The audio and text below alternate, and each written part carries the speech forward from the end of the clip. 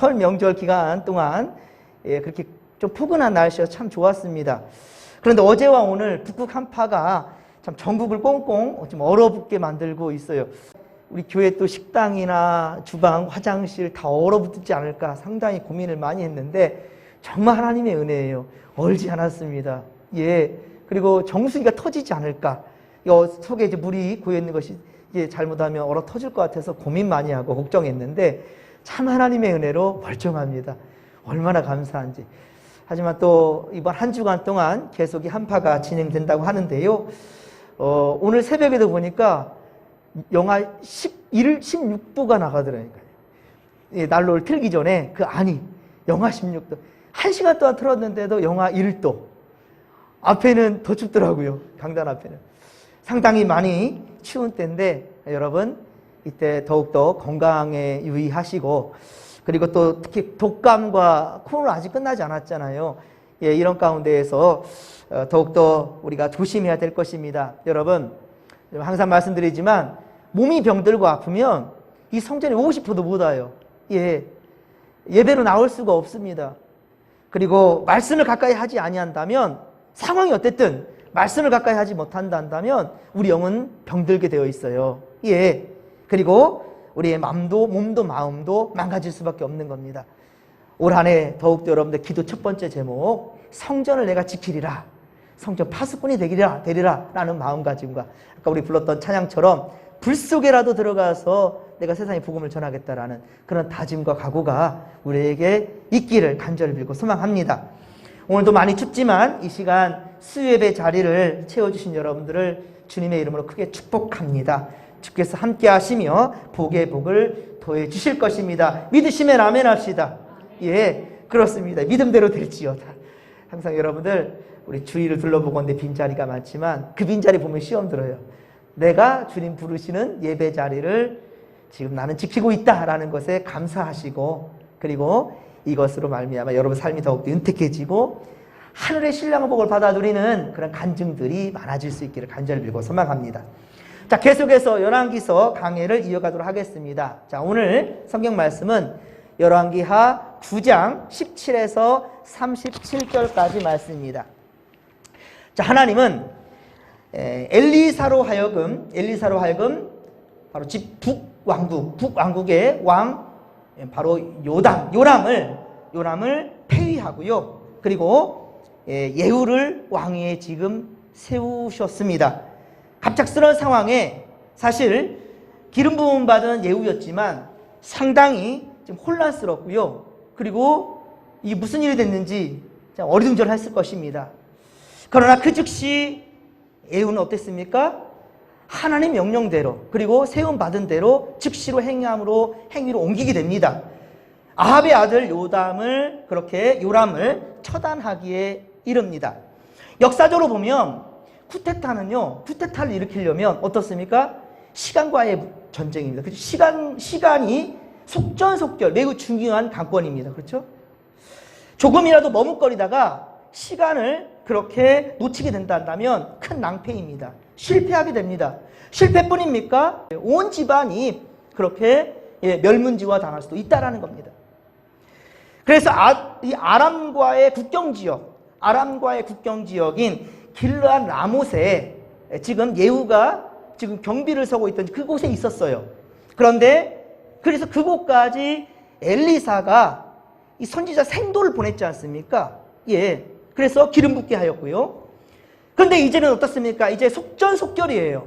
그래서 곧 무리를 이끌고 이스라엘로 향했습니다. 왕궁이 있는 사마리아가 아니었습니다. 왕궁이 있는 사마리아가 아니라 이스라엘 아니고요. 이스라엘의 한 지역인 북이스라엘에 있는 이스라엘이라는 지역이에요. 자, 이곳으로 향한 것은 앞서 15절 16절 우리 열왕기하 9장 15, 16절에 보면 바로 이곳에 아람과의 전쟁에서 상처를 입은 바로 북왕국 왕 요람이 지금 거기 피신해 있어요. 어디에? 이스라엘에. 그러니까 사마리아로 가는 것이 아니라 이스라엘로 지금 쳐들어간 거예요. 17절에 보면 오늘 보면 17절에 보면 예후가 자, 아무런 연통도 없이 무리를 끌고 왔단 말입니다. 이 무리라는 것은 군사예요. 그러니까 요람이 있는 곳으로 지금 이렇게 몰려온 거예요. 요람이 어때요? 사람을 보내 예후에게 평안하냐라고 묻는 겁니다. 왕의 그 제가가 없는데, 왕의 명령이 없는데 군사가 이동했다? 이건 문제가 있거든요. 그런데 이제 요람의 입장에서 본다면 내가 지금 상처를 입고 이스라엘로 잠깐 피신해 있기 때문에 어쩔 수 없이 군대 장관인 예후가 그렇게 군대를 이끌고 일단 나를 보호하기로 온 건가? 라는 생각도 했을 것이고, 아니면 지금 전국이 혼란스러운 상황 가운데 저놈이 나를 지금 쿠데타, 나를 지금 없애려고 하는 것인가? 여러 지금 고민이 됐을 겁니다. 자, 그래서 사람을 보내는 거예요. 예, 긴장한 상황 가운데. 그래서 요람은 2번씩이나 지금 사람을 보냈어요. 그래서 평안하냐라고 묻는 거죠. 하지만 예후는 2번 모두 뭐라고 대답했습니까? 평안이 내게 무슨 상관이 있냐? 라고 말합니다. 평안이 18절 보면 첫 번째 사람을 보냈더니만 중간 부분이죠. 예후가 이르되 평안이 내게 상관이 있느냐? 내 뒤로 물러나라. 내 뒤로 물러나라. 라고 말합니다. 다시 이 사람을 요람에게 보낸 것이 아니라 보내지도 않고요. 내 뒤로 물러나라라고 얘기한 거예요. 그리고 두 번째도 또한 역시 똑같이 말합니다. 19절에 보면, 근데 하반절에 보십시오. 19절 하반절에 보면, 자, 요람이 보낸 사람한테 뭐라고 말합니까? 내게 평안이 무슨 상관이냐고 말했지만, 그러나 19절 하반절에 뭐라고 말하죠? 내 뒤를 따르라. 이게 무슨 말이에요? 회유하는 거죠. 왕이 보낸 이 전령을 자기 사람 만든 거예요. 물론 그가 순종했는지는 모를 일입니다. 어쨌든 내 뒤로 물러나라 하고, 그리고 내 뒤를 따르라 라고 말하는 거예요. 돌려보내지 않고요. 그렇습니다. 왕의 전령들이었으나 예후에게 쉽게 회유되었던 것은 무엇일까요? 그러면 이렇게 회유된 것은 아합과 아합의 아내 이세벨, 악녀지요. 예, 이 아합과 이세벨, 그리고 그의 아들들인 첫째 아들은 아하시아였지요. 그가 난간에서 떨어져 가지고 몸을 다쳤는데 하나님께 묻지 않잖아요. 예, 그리고 우상에 가잖아요. 그래서 1년밖에 왕위를 다스리지 못하고 바로 왕위에서 죽음을 맞이해서 끝나게 돼, 그 인생은요. 그러니까 자식 없이 죽었기 때문에 아합의 둘째 아들 지금 요람이 그 다음 왕위를 물려받은 거거든요. 그렇습니다. 그러니까 이 모두가 다 지금 북왕국의 지금 이 왕가들은, 아합의 왕가가 아주 못돼 먹은 거예요.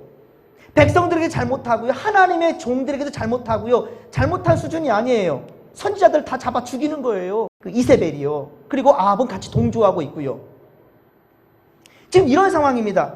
자, 그것은 예후가 자신의 왕 요람 앞에서, 그전에는 한마디도 말 못했어요. 그래서 자기는 군대 장관이잖아요. 예, 그러니까 그전에는 예후가 요람에게 아무 말 못했다가 이제는 하나님이 나를 택했고, 그동안에 불평이 많았어요. 불만이 많았어요. 그런데 이것이 내가 이제 왕으로 기름 부음 받으니까 이제 당당하게 말하는 겁니다. 예, 그것이 22절이에요. 오늘 보면 22절을 함께 한번 읽어보겠습니다. 예후의 말입니다. 22절 함께 읽겠습니다.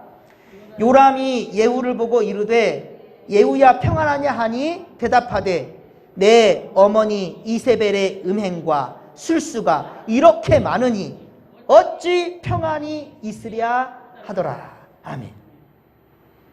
그러니까 이 요람이 두 사람을 보내가지고 계속 이게 어찌된 일인가, 예후가 막 군대를 이끌고 오니까, 무리가 오니까 두렵기도 하고 나를 보호하기 위로 온 것인지 여러 가지 고민이 된 상황 가운데 두 사람을 보냈는데 전부 다 평안하냐 묻게끔 했잖아요. 근데 답이 없고 그들이 오지도 않았고요. 이제는 예후가 직접 오게 되니 그 앞에서 얘기를 하는 거예요. 예후를 보고, 예후야 평안하냐? 네가 지금 나에게 평안으로 온 거냐라고 묻는 거죠. 그랬는데 뭐라 합니까? 내 어머니, 이제 왕도 아니에요. 네 어머니 이세벨의 음행과, 그러니까 아버지는 아합이죠. 아합은 죽었고요. 이세벨은 지금 살아있는 거예요. 내 어머니 이세벨의 음행과, 이 음행이라는 것은 물론 성적인 것도 있을 수 있겠지만 여기서 말하는 음행이라는 것은요, 무엇일까요? 우상을 숭배하는 거예요. 하나님을 온전히 믿지 않냐고 우상을 숭배하는 거 전부 다 성경에서는요, 음행으로 간주했거든요. 그렇습니다.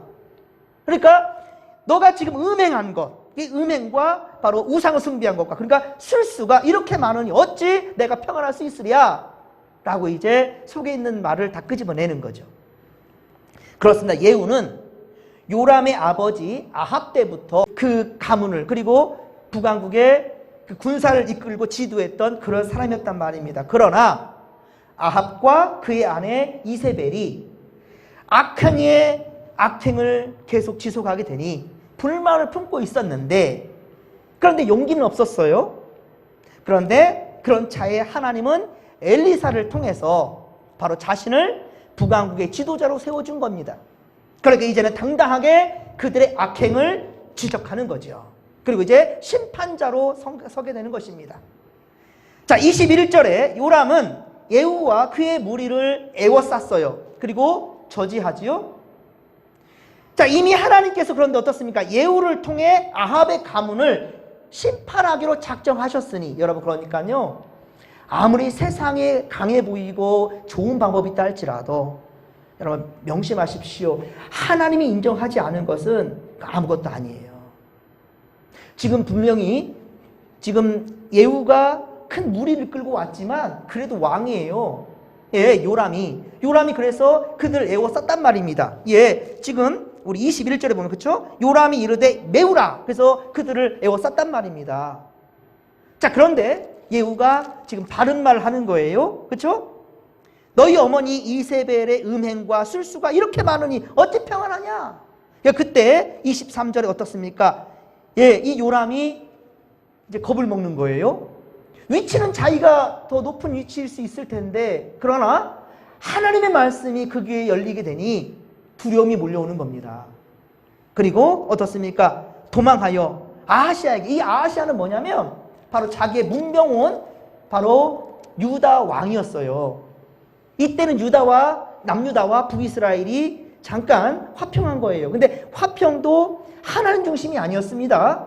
예, 세상에 돌아가는 그 정세에 따라서, 그리고 우상 숭배에 그렇게 문제가 된 그런 자들이었거든요. 그래서 그러는 거예요. 아하시아여 반역이로다. 지금 반역을 하고 있다는 것을 이제 알게 되면서 두려움에 떠는 겁니다. 그러나 보십시오. 하나님이 하실 일을 어떻게 막을 수가 있냐는 거예요. 하나님이 작정하셨어요. 예후를 통해서 심판하실 것을. 이제 요람은 당황하며 도망하는 거예요. 그러나 24절에 보십시오. 24절에 예후가 당긴 그 화살은 요람의 염통을 꿰뚫고 그 자리에서 즉사시켜버리는 거예요. 죽이는 겁니다. 그런데 25절에 보십시오. 예후는 요람의 아버지 북왕국 왕 중에 가장 악한 왕, 북이스라엘 왕 중에 가장 악한 왕이 아합이었어요. 예, 이스라엘 전체를 두고도 가장 악한 왕이 바로 아합이었어요. 그런데 이 아합의 죄악을 낱낱이 예후는 기억하고 있었단 말입니다. 물론 자신의 위치는 북왕국의 군대 장관인지라 상당히 갈등이 많았겠지요. 그전에는 앞장서지 못했지만 이제는 당당하게 앞장서는 거예요. 낱낱이 기억하고 있었으며 하나님께서 예언하신 징벌도 기억하고 있었단 말입니다. 열왕기상 21장, 자, 여기에 나봇의 토지라고 21절 하반절에 보면 나봇의 토지라는 말이 있고요. 자, 그리고 25절에 보면 이스라엘 사람 나봇의 밭. 자, 이 이야기가 등장하는 건 뭐냐면요, 참 공교롭게도 나봇의 포도원 사건 아시죠? 열왕기상 21장에 보면 바로 아합은 나봇의 포도원을 그렇게 탐했습니다. 자, 그런데 이 이세벨, 이 악한 아내 이세벨이 이 계략을 짜요. 그래서 거짓 증인을 세웁니다. 거짓 증인을 세워가지고, 불량배들이라고 그랬는데 거짓 증인들을 세워서 그렇게 나봇을 모함하는데, 어떻게 모함하냐면 이 나봇 저놈이 말입니다, 하나님과 왕을 그렇게 저주하였습니다. 하나님과 왕을 저주했다라는 거짓말을 그렇게 증거하고 있는 거예요. 결국 이 모함으로 말미암아 나봇은 죽임을 당하게 되고요. 이게 열왕기상 21장 이야기입니다. 그리고 그 포도원을 쉽게 아합이 차지하게 되지요. 그러자 하나님은 엘리야, 이때는 엘리야입니다. 엘리야를 통하여서 바로 아합을 심판합니다. 아합과 그의 가문 그리고 이세벨을 그렇게 심판하겠다고 말씀해요. 그 내용이 열왕기상 21장 19에서 24절까지 이야기예요. 열왕기상 21장 19에서 24절에 예언하고 있어요. 열왕기상 22장 38절, 열왕기상 22장 38절에 보면 아합이 죽을 때 그대로 실현됩니다.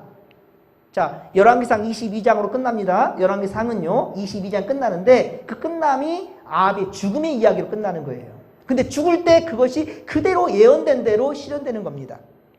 오늘 보면 33에서 36절, 오늘 보면 33에서 36절은 아합의 아내, 그 악한 아내 바로 이세벨의 최후가 기록되고 있어요. 물론 여러분 열왕기상 21장 29절, 열왕기상 21장 29절에 아합은 엘리야의 징벌 예언을 듣고 그리고 회개하는 듯 보입니다. 그 가문을 징벌하겠노라고, 아합 너는 죽는다라고 얘기하니까 아합이 벌벌벌벌 떠는 거예요. 그러니까 좀 제대로 마음을 세웠으면 좋겠는데 하나님을 두려워하는 마음이 있음에도 불구하고 이세벨의 그 아내의 영향력도 있었고요.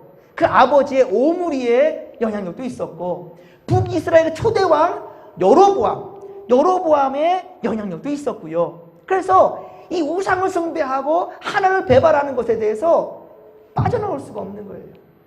이게 바로 죄의 유혹이라는 거예요. 아합이 참 비참합니다. 아합은 그때 자기 가문을 심판할 것이고 너도 죽는다고 얘기하니까 벌벌 떨면서 어떻게 하는가? 열왕기상 21장 29절에 보면 아합이 하나님 앞에 겸비했대요. 하나님 앞에 겸비한다는 말은 뭐냐면 세상 것들 다 내려놓고 금식도 하면서 하나님 제발 살려달라고 그게 하나님께만 오직 그렇게 나아가는 겁니다. 그 겸비함을 보고 하나님은 그래 네 대에는 심판하지 않을게, 징벌하지 않는데 네 다음 아들 대에 내가 반드시 징벌할 것이다 라고 말씀합니다. 그러면 어떻게 해야 될까요? 여러분이 아합이라 칩시다. 그동안에 죄를 많이 짓고 잘못도 많이 했어요. 그러니까 하나님께서 깨달음을 주시되 너 심판하겠다라는 거예요. 근데 우리가 회개하니까 그래 너 때는 징벌하지 않을게. 하지만 네 자식 때에 반드시 나는 징벌한다라고 말한다면 여러분 어떻게 하시겠습니까? 절대로 그런 일이 없도록 자식을 단돌이 해야 되겠죠. 무슨 수를 쓰더라도 절대로 그렇지 끌어안고 있어야죠.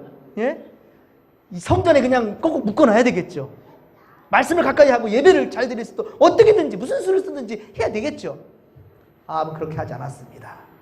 아합은 그렇게 하지 않았어요. 그러니까 그 다음 아들 아하시야도 그리고 오늘 이제 또 죽음을 맞이한 요람도 요람 때 이제 아합 시대는 끝나버리는 겁니다. 그 가문은 이제 멸분지화 당하는 거예요.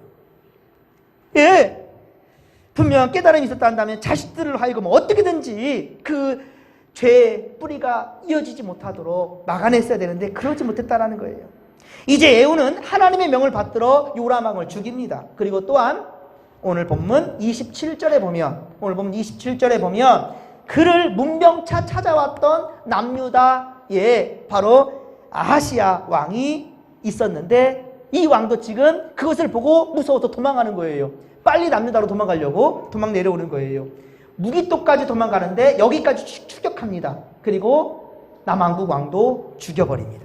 그리고 이어 이제 이세벨을 죽이기 위해 이스라엘로 다시 돌아옵니다. 무기토까지 내려갔다가 남유다 왕 아하시야를 죽이기 위해서 무기토로 내려갔다가 다시 이스라엘로 돌아오는 거예요. 그런데 이때 보면 오늘 30절에 보십시오. 이세벨은 죄를 뉘우쳤습니까? 아니면 도망갔습니까? 그것도 저것도 하지 않아요. 뭐 어떻게 했습니까? 눈을 그리고요. 눈썹 그렸대요. 여러분들. 눈썹도 그리고 머리도 꾸미고 단장을 했다라는 거예요. 멋지게 단장하고 예후를 기다리고 있네요. 자, 이 대목에서 여러분들 오해하지 않기를 바랍니다. 예후를 어떻게 유혹하기 위해서 몸단장한 거 아닙니다. 예, 이미 벌써 지금 예후도 그렇지만 지금 이세벨도 나이 많이 먹었어요. 그런데 이렇게 한 것은 뭐냐면 태후로서, 황태후죠. 황태후로서의 위엄을 갖추고 또 자존심을 지키고자 하는 거예요. 그리고 예후를 두렵게 하기 위해서 눈을 부릅뜨면서 어떻게 보면 그렇죠? 나는 이 나라의 황태후야 라는 자부심을 지금 가지고 지금 예후를 맞이하는 거죠. 그래서 그 예후로 하여금 두렵게 하도록 오만방자한 행동인 거죠. 이미 벌써 하나님은 예후를 통해서 심판하시는 거거든요. 그렇습니다. 이세벨은 최후의 순간까지 자기의 오만함을 감추고 그렇게 백성들에게 자신을 지지해 줄 것을 바라는 마음에서 이렇게 지금 자태를 갖추고 지금 있는 겁니다. 이것은 31절에 그녀의 말에서 우리가 엿볼 수가 있습니다. 오늘 보면 31절에 보면 이세벨은 예후를 향해서 뭐라고 말합니까? 주인을 죽인 너 시므리여 평안하냐? 라고 묻습니다. 여기는 평안의 포커스가 있지 않습니다. 어차피 넌 날 죽일 거 알아. 내 자식도 죽였는데 나 못 죽이겠어? 이런 거죠. 북왕국 지금 왕인 요람도 네가 죽였잖아. 나 못 죽이겠니? 그러니까 죽을 걸 알아요. 하지만 여기서 중요한 것은 주인을 죽인 너 시므리여 라고 말하는데요. 시므리와 예후는 사실 아무런 상관도 없습니다. 그런데 왜 시므리라고 말했을까요? 시므리가 사실 누군가 자 본다 한다면 북이스라엘 역사를 잠깐 다시 한번 보시겠습니다. 여러 번 보기 때문에 여러분들 근다고 이름 다 외울 필요 없어요. 중요한 메시지만 찾아가면 되는 거예요. 북이스라엘 역사에서 가장 큰 문제를 일으킨 것은 바로 여로보암이었어요. 여로보암이 단과 베델의 금송아지를 만들면서 하나님 못 믿게 만들었어요. 그게 가장 큰 죄였고요. 그리고 여로보암의 아들 나답까지 갔지만 바아사가 쿠데타를 일으켜서 이 바로 여로보암 가문을 다 죽여버렸어요. 그것도 엄청난 겁니다. 죽이되 애들까지 싹 없애버려요. 바아사가.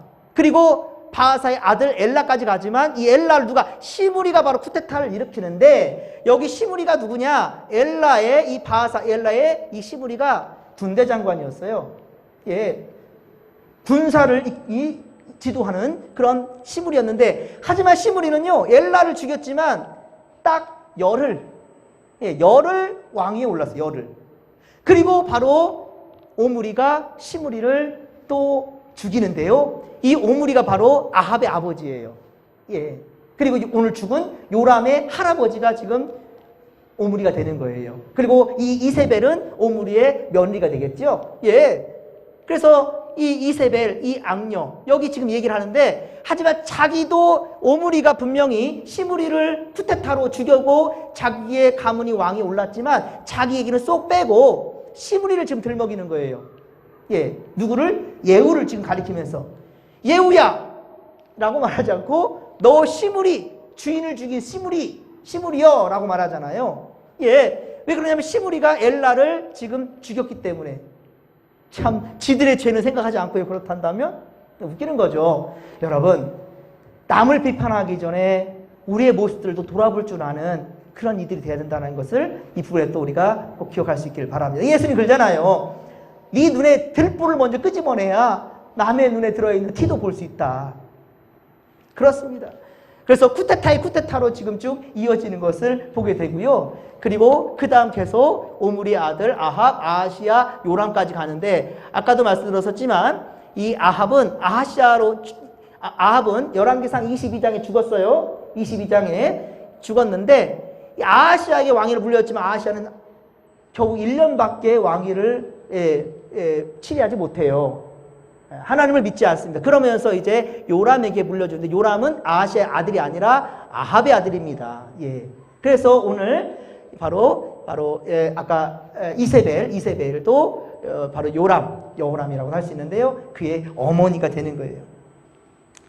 자, 그런데 시므리는 쿠데타를 일으키고 겨우 일주일 만에 이 왕위를 있었던 자였는데요. 이것을 왜 얘기하는가? 그 이유가 뭐냐면요. 바로 예후 너도 이 시므리를 들먹인 것은요. 예후 너도 몇 조금 못 가.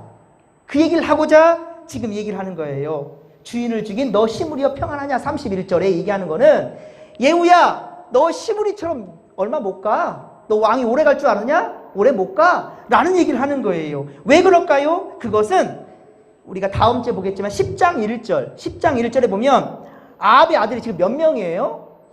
70명이나 돼요. 그러니까 물론 다 이세벨의 아들은 아닐 거예요. 이세벨이 70명을 낳았다는 말은 아니에요.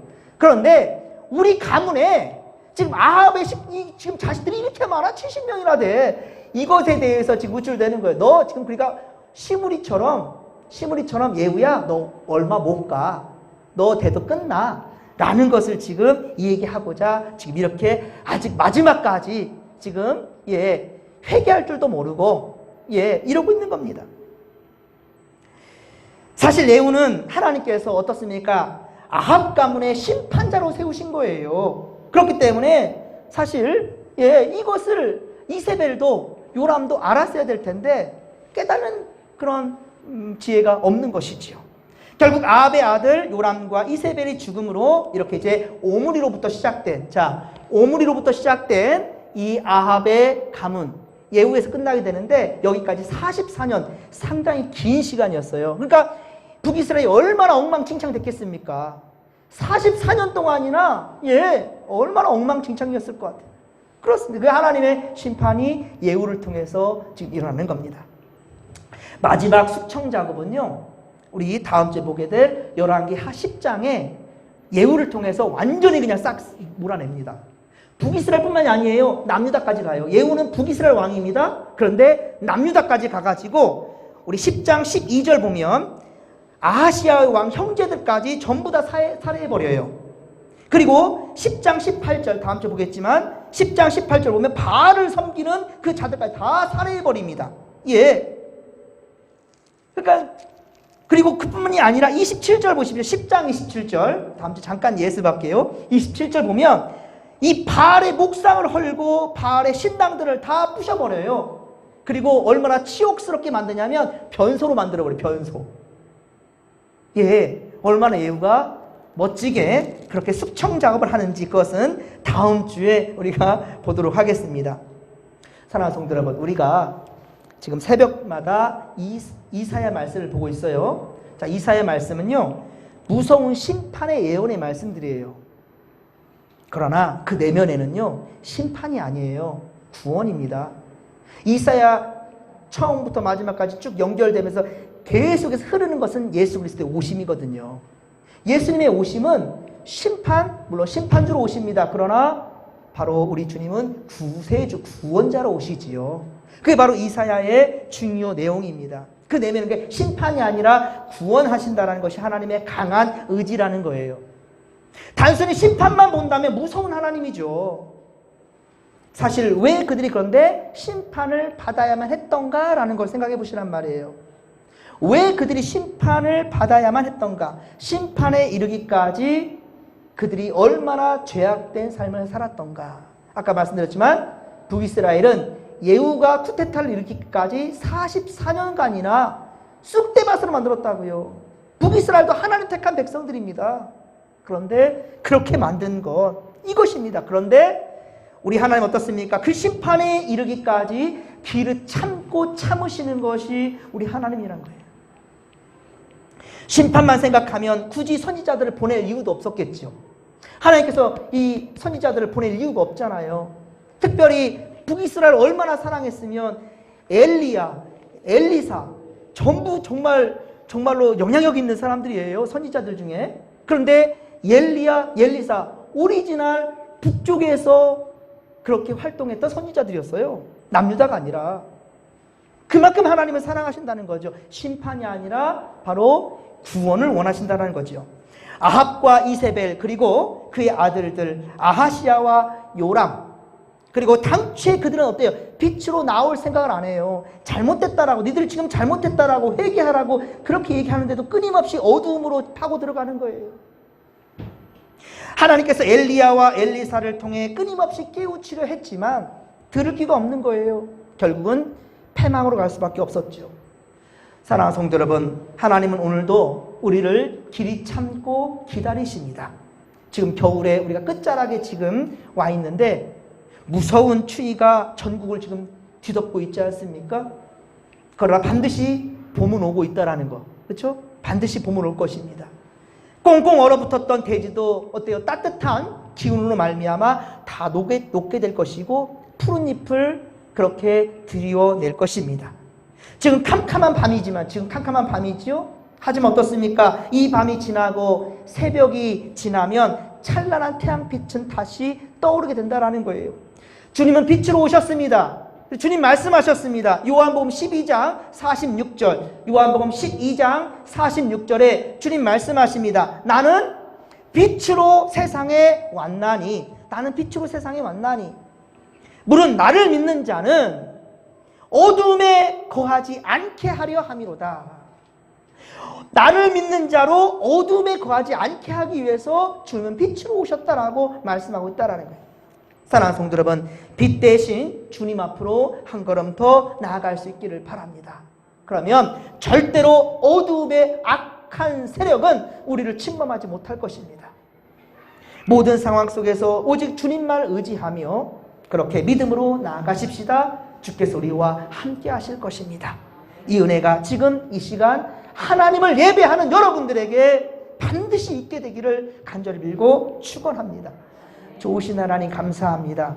이 시간도 주여 많이 춥고 또 힘들고 어려운 때, 그러나 주님 성전에 오른 하나님을 예배하고자, 주님 말씀 듣고자, 어려운 성경의 역사 이야기지만 이 역사에 담긴 주님의 뜻, 그 메시지를 우리가 이 시간도 깨닫기를 원하나이다. 하나님 아버지요, 항상 우리가 세상 길로 나아가는 것, 그때 분명한 것은 주님의 말씀으로 다시금 돌릴 수 있도록 그러한 용기를 갖게 하시고 믿음도 주님께서 더하여 주시옵소서. 이제 함께 하신 주님을 찬양하며 감사드릴 때 거룩하신 예수님의 이름으로 기도하옵나이다. 아멘.